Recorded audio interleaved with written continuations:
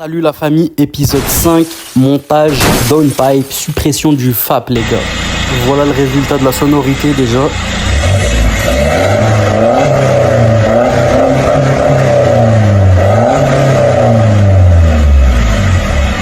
On aura besoin de cette magnifique pièce en inox.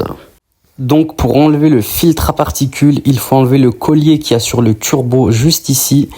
On voit pas très bien, c'est pas assez bien éclairé. Donc c'est ce collier là, je vous ai mis la petite image pour illustrer.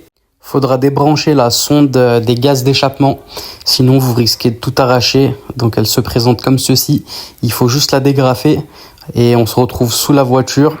Il y a un collier qui est juste là, voilà. Et il faudra enlever aussi les pare-boues.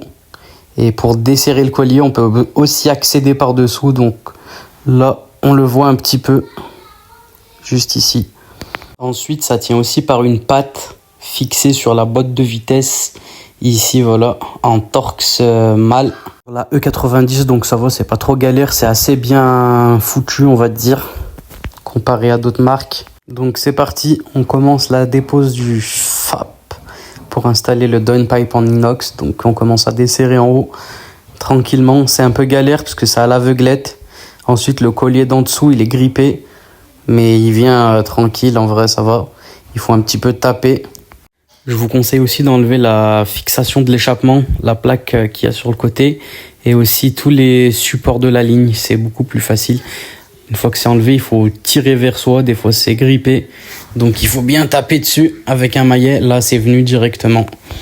Donc là, on continue de jouer avec la tresse, de faire des mouvements, de bouger la ligne.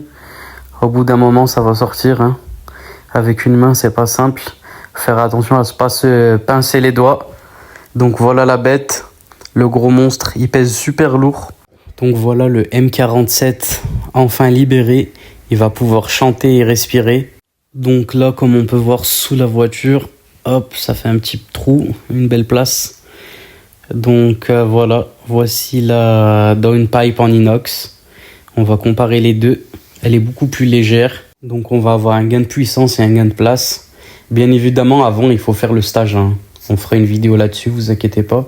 Il faudra transvaser la fixation qui se met sur la boîte de vitesse sur le nouveau et récupérer la sonde des capteurs des gaz d'échappement.